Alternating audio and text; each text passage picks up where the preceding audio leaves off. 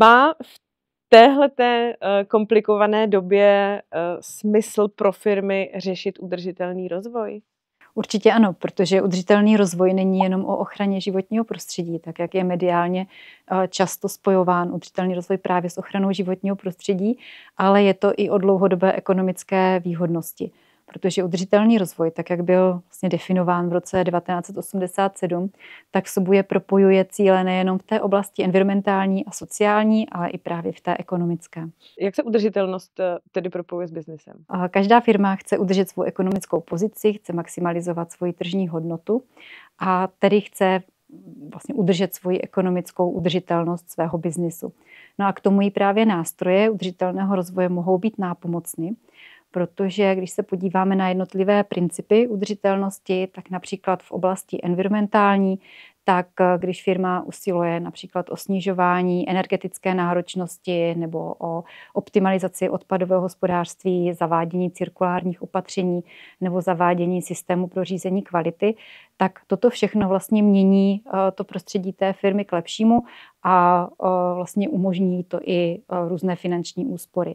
Totéž platí i třeba v oblasti sociální, kde může vlastně zlepšovat kvalitu pracovního prostředí, zlepšovat vlastně situaci a atmosféru na pracovišti a vlastně toto umožňuje potom těm zaměstnancům podávat lepší výkon.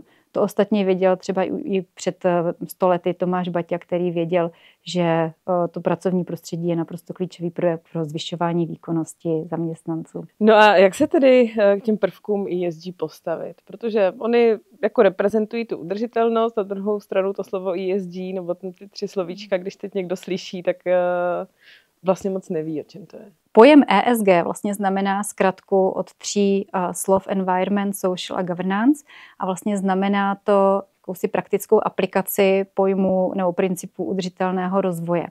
Takže firma, když vlastně zavede tady tyhle prvky do svých strategií podle svých potřeb, tak jí to umožní lépe vlastně pochopit a lépe implementovat právě principy udržitelného rozvoje do svého každodenního života a do svých běžných procesů. A tím, jak vlastně dokáže tady tyhle prvky zakomponovat do své běžné činnosti, tak jí to právě umožní i získávat nějaké ekonomické výhody a finanční úspory. No a je to něco, to znamená ESG, co ty nejlepší firmy dělají už opravdu dlouhý roky? Určitě ano. Když se podíváme na ty firmy, kterým se nejlépe daří, které jsou ekonomicky na tom velmi dobře, tak velice často tyto firmy vidíme i v různých žebříčcích, které mapují právě přístup k udržitelnému rozvoji. Takže se dá říct, že právě udržitelný rozvoj dost často bývá v DNA těch nejúspěšnějších firem.